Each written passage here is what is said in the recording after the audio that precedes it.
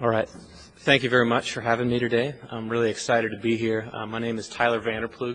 I'm the product line manager at JDSU for our line of fiber optic inspection and test equipment.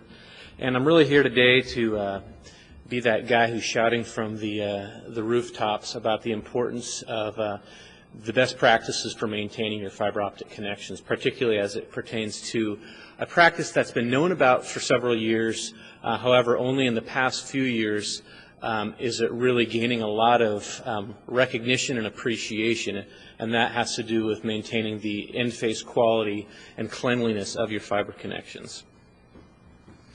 So a quick overview of our agenda today. I'm going to briefly give an overview of just inspection in general, what it's all about and the tools associated with that, then transition into fiber optic connectors. I know some of you are very, very closely familiar with what those are all about, and others may have more of a periphery 10,000 foot level understanding, and I'm hoping that I can clarify some of that with you with some of the things that are important to be aware of.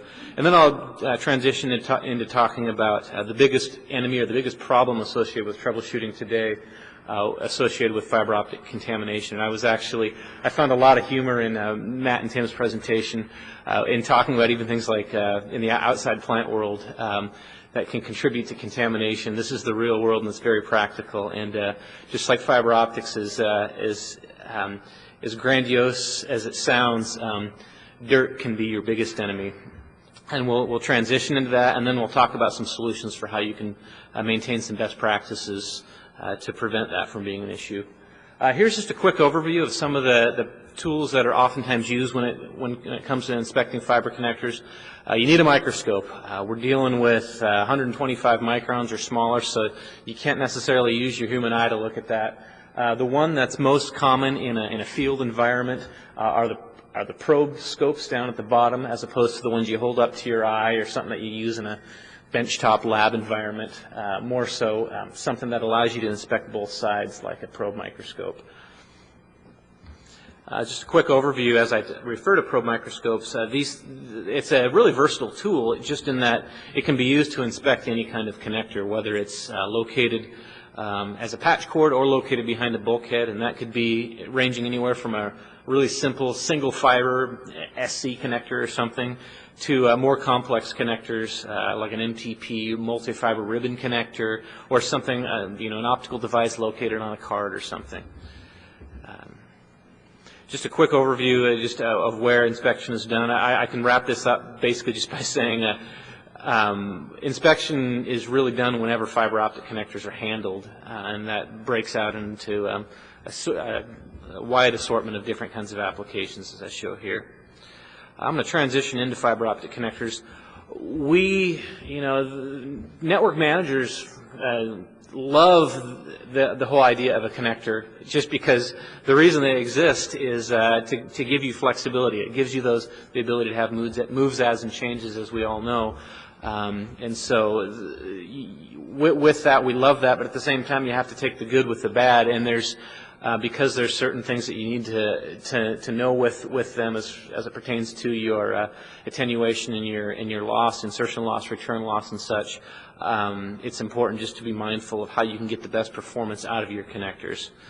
So why is inspection more important now than it was, say, 10 years ago? Well, obviously, hearing even like Tim and Matt talking, increasing higher bandwidth requirements is driving us to a situation where we can't just ignore this and think, oh yeah, that looks clean enough. It doesn't look black on the end of the ceramic ferrule. I think it's good enough.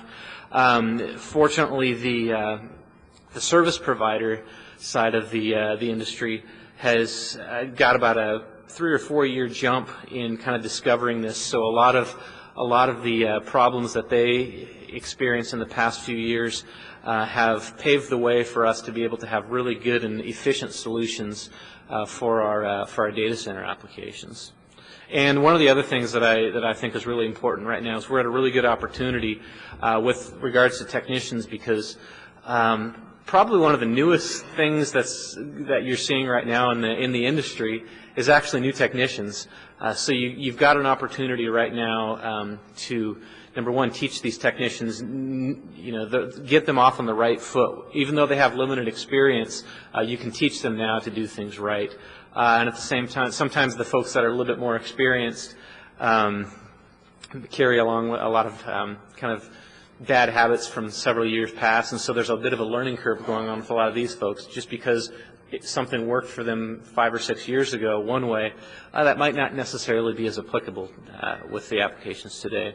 So real quick, I mean, this is anatomy of a connector. You've got, a connector body, which basically houses a ferrule. This is an SC connector. I pick it because it's probably the most commonly used, but there's all sorts of them, SC, LC, FC, MTP, so on and so forth.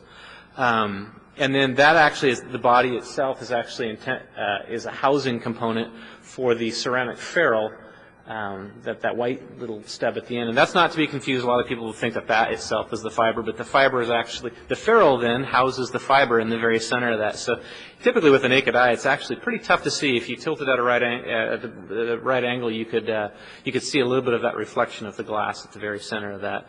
So even taking that down even a little bit further, for illustration purposes, I added a little graphic here at the bottom that actually shows a fiber protruding from the center of that ferrule, but in reality, that's not what it looks like.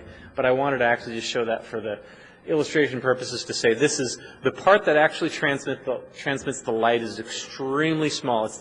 There's no way that you could actually see any contamination really on that with the naked eye, unless the thing was covering the entire ferrule or something.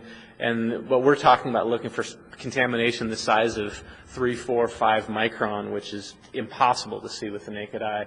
So I took a microscope shot here of actually what that fiber looks like through a microscope. All that white area around the edges is actually that white ceramic ferrule.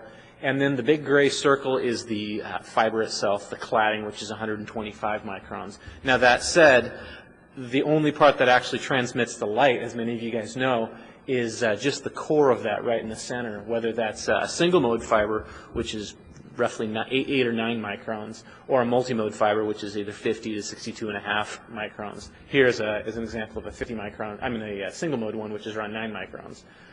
So you can see here there's a couple of freckles and spots and stuff. Those are actually microscopic particles of contamination, and we'll get to that in a second.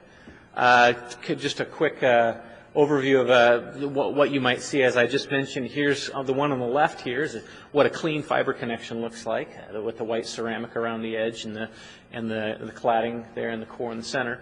The one on the right is actually a ribbon connector. Many of you guys, oftentimes in your data centers, might deal a bit with ribbon connectors as they're on certain devices, which actually contains a ribbon array of multiple fibers all on the same connector, ranging from anywhere from 6 to 12 all the way up to 72 or more now these days. Just really quick, focusing on the connection itself. Here's just a cross section of what you have going on in the connection. You've got the ferrule itself, and then the alignment sleeve in there that's holding the ferrule in place. That second connector comes in, and that's where they make physical contact so that the transmission can occur. And as I've mentioned before, the connectors themselves are widely known as the weakest and most problematic point in the network. Again, we have that love-hate relationship with them. They give us the flexibility, but at the same time, they're oftentimes the source for the biggest problems. So what actually makes a good connection? I break it down to, I call it the 3 Ps just because it's easy to remember. You need perfect core alignment, you need to have that physical contact between the two, and you need a pristine connector interface. And these days, the first two, 5, 10 years ago in like the SCON days or whatnot, those other two you had to pay a little bit more attention to, and there were bigger factors. But now with zirconia ceramic alignment sleeves and apex offset machines and such, that the manufacturers haven't been able to deal with the first two, so we as the users don't have to deal with that. So we're left with something that's built really well, but now it's our job to make sure that inner interface is clean. Even though they could even ship it to us in good condition, when it comes to us, simple touch of the fingertip can ruin that. And that's a perfect transition into talking about contamination itself. So it does require, contamination is the biggest source of troubleshooting in today's networks. A single particle mated between two end faces can cause significant back reflection, insertion loss, and damage, which I'll go into in a moment. And here's just a visual representation of what that looks like conceptually. So here's an interesting one. I referred to the back reflection and the loss that can be caused by dirt. Image one here is what you'll see on the chart here on the right is what's called an OTDR trace. Many of you guys are familiar with that. It shows the loss associated with an optical transmission over a distance. And every time there's a connection point, you'll see a little bit of a spike because there's a reflective activity. But then if everything is done right, you'll see that line just have that slow, gradual slope. You're not having too much loss associated with that. And the number one over there, that's actually an image that I show here on the top left. Number two looks like the same thing, so I figured it's not worth repeating an image that looks just like it. Number three, though, is this connector down at the bottom, which you see you go from significant loss going all the way. You actually get it's about 4.37 dB loss associated with that connector. Now, Matt and Tim were talking in their presentation about putting together loss budgets, which you guys are familiar with. Typical loss budget associated with a connector is usually 1.5 dB max. Sometimes people are a little bit more forgiving than that. So when you get a connection point that has 4.3 dB loss, you got a problem because you didn't budget for that. The interesting thing is with this one, you can see that connector is contaminated, but the only thing that's actually causing that loss, you can see in the very center, the core, that white spot there, there's a few little freckles on there. Those are actually the parts that are causing the loss. It's just that looks like two particles there. One is about 5 microns and the other is about 3 or 4 microns. It's amazing how something as microscopic as that can actually be your biggest enemy. So with that said, it's interesting. Although there's all that other contamination around there, a lot of times people will think, well, if the only part that I need to worry about is the core being clean, if I can have a filthy connector everywhere else and it should be fine. It's not fully thinking that through. And I wanted to give an example of that. Here's one of the biggest things that you'll see, a phenomena with fiber connectors, is that the particles will actually migrate over time. I oftentimes will like to use the example of like a water balloon or even a hand grenade. When that thing explodes, shrapnel goes everywhere. And here's an example of a connector that has a couple fairly large particles of debris associated with it out on the periphery.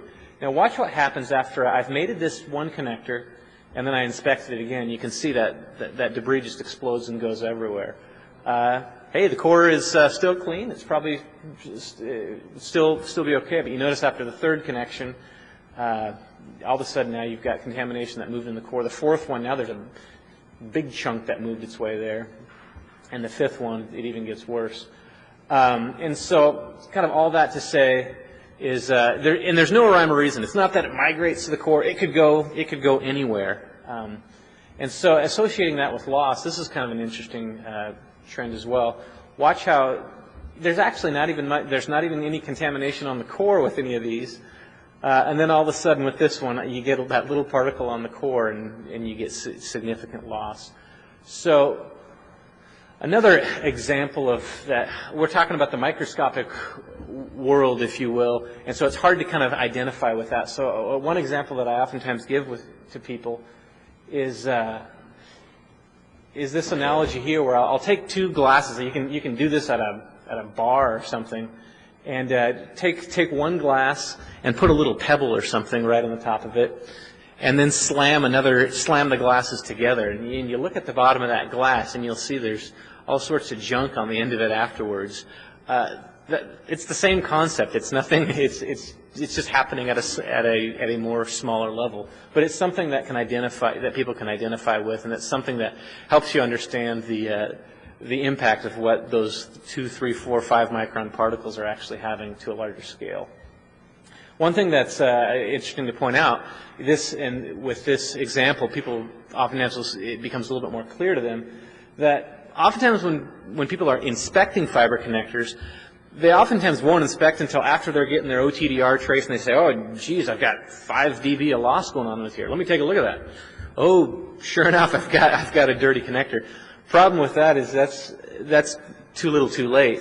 You already mated those connectors together, and you've most likely embedded a lot of those particles inside of the glass, which is going to create pits. And even if you are able to remove them, now you've got chips that are in the way, and that's permanent damage to your connectors. And also you're causing back reflection that's sending it back to your sources. So just understanding it from a data center perspective, the exponential impact associated with this, if you've got one connector that has contamination just at the very beginning of your network or in your data center, that really it could trickle down everywhere. Let's say that thing was branching off to 4 or 5 locations. You could have taken a lot of things out with just one connector that happened to have a 3 micron particle in the core. So just quickly looking at the sources of contamination, it's fairly practical. You got dirt, oil, pits and chips, scratches, things like that. The biggest enemy is probably dirt. Oil is something that kind of attracts a lot of dirt to it, or if there's anything nearby, it'll stick to it and stay there. But all of these can actually, or the dirt and oil can actually be easily removed if you're dealing with it proactively. The problem is that dirt is everywhere. It's on your hands. It's in the air, especially when you go out to outside plant locations. You're dealing with all sorts of exposure to dust and debris everywhere. But it's something that we just have to. It's there. We have to deal with it. We're not going to be able to remove, even from our data center, all the dust particles that are 5 microns or smaller. And even though that's our biggest enemy with fiber connectors, and even a brand new connector can be contaminated. A lot of people say, "Well, I just put the manufacturer builds these things, they ensure it's clean, then they put a dust cap on it and they ship it over to me." Even that, the dust cap can be a source of contamination. Even more so, the dust cap can actually develop condensation in it. I recently was meeting with some contractors on the East Coast, and they had a whole slew of these pre-polished fiber optic connectors that they don't have to. That means that they don't have to terminate them. I mean, they don't have to polish the end faces and things. And the mentality is that when you have to manually polish the end faces, part of the practice is to inspect it and make sure you don't have any chips or anything. So it's a step that's kind of built into their installation procedure. But these connectors that they were using were pre-polished, so they figured, well, I don't need to look at the end face. The factory sent it to me, and I have to assume it's good. And so I looked at every single one of them, and every single one of them actually had developed a mold compound inside of there just because of the oils and the condensation, just inside the dust cap alone. Now, fortunately, that can be easily removed. You inspect that, you look at that, and cleaning processes will take that right off because you haven't embedded it in yet. So just kind of quick zooming in, and you can't see that by even looking really close at that, but zooming in when you actually use a microscope, I circled a few particles here that are 2, 3, 4 microns that you could never see without actually using a microscope. Another thing to keep in mind is with dirt is that I mentioned dust caps and things like that. People can be the source of those with your fingertips or just daily handling. Another big problem that people often have is their own test leads in their test equipment. You've got Joe technician who always carries he's got that one test lead that he carries in his bag with him. However, if that one becomes contaminated, you run the risk of every single connector that you plug that thing into could either damage the gear that your equipment that you're testing in your network, or vice versa. You could be damaging the connection inside your test device itself. And we've seen both of those happen. They've been very costly mistakes by folks in the service provider side that have kind of taught us ahead of time so that you guys don't have to deal with that. Fortunately, the solution with this is fairly simple. I joke that this is the world's most simple process flow diagram. And fortunately, it should be that way. You inspect the fiber and you ask that question, is it clean? Yes or no. If it's not, you clean it. But here's the step that most people miss. After you clean it, you re-inspect it again. How do you know it's clean? A lot of times, these people's cleaning process could be, rubbing the connector on your shirt. Technically, that could qualify as cleaning, but you might want to just check that and make sure that that works. There's other methods that you should look into that are probably a little bit more effective. Is it clean? Yes. All right, now you're good to go. You can connect that. And this is a really easy best practice to have. I kind of put showing the tools of what this looks like. Same kind of thing. Inspect. Here's an example of a probe microscope inspecting the connector located behind the bulkhead. If that's dirty, you clean it. Here it shows a little tool that's being used to clean it. Re-inspect it again. Okay, you're good to go. Now you can connect it. Now, a couple things to keep in mind with fiber inspection associated with that practice. Make sure you inspect both sides of the connector. This is probably the biggest oversight. You ask a lot of folks, well, I inspect my connectors. Sure, every patch cord I have, I always check it and make sure it's good before I plug it in. Well, that's only half the connection, and more than half the time the problem is actually on the other end. So without inspecting both sides, you actually are kind of wasting your time. And so using a microscope, like a probe microscope that has various tips and things, you just change the tip out. One side is for a patch cord, then you switch that tip over and it allows you to inspect inside the bulkhead. And you can see here there's a little video display that you can hold in your hand that allows you to look at that, look at the end faces really easily. Here's another big one, proactive. Make sure that you're inspecting proactively. I touched on this a little bit earlier. Here's an example of you inspect a connector, you see a little bit of dirt on it, so you clean it, and it looks fine. Now you're able to connect. Contrast that with reactive inspection. This is that one where you saw some loss on a connector, and so then you go to inspect it. I mentioned before not being able to remove that stuff once it's embedded. Here's an example of I took a connector, I inspected it, and it showed some contamination on it. And then what I did was before cleaning it, I actually mated it, and then I cleaned it, and then I re-inspected it. And you can see here there's a lot of those little black dots and stuff. Those actually got embedded into the fiber itself, so they couldn't be removed. So a simple best practice of making sure that you're doing this proactively. This is a huge mistake that people make just because it's the mentality of thinking of inspection as a troubleshooting tool as opposed to a best practice. Like whenever I was just recently, my wife had a baby and we were in the hospital, and everywhere I looked in this room were little signs by the sink or wherever that said, before you do anything, wash your hands. Wash your hands. And there's germs all over in the world. And I thought that's actually it's kind of the same concept here. We've got it in our head that whenever we cook food, whenever we do anything, we wash our hands. It's the same thing whenever you're handling fiber. You should make sure that you inspect that, clean that, and just double check that to make you actually have the ability to see if the germs are there or not. To extend that analogy. And again, some of those benefits that you're going to get out of this are reducing your network downtime, reducing troubleshooting, optimizing your signal performance, and of course preventing costly network damage from occurring. And so it's a really simple habit that you can make that really yields a big benefit. Now, I liken this example to exercise or something. Now, we all realize that we need to exercise better and we should be going to the gym. This is something that we all nod our head and say, yes, I should be exercising 3-4 times a week. But we all also make excuses why we don't do it either. It doesn't fit into my schedule or whatever it may be. I'm too busy. It's the same thing with something like this. We can all nod our heads and go, yeah, I need to be inspecting fiber. That's what you got to do. But then when it actually comes time, you're in a crunch situation. You feel like you need to cut corners. I don't need to worry about that. Fortunately, this is why I'd say make sure when you're picking tools that actually let you inspect, choose the right tools that actually are built intelligently, rather than maybe even using a simple microscope. There's some products actually on the market now that will actually combine inspection with other tools that you use. Like everyone has a power meter, for example.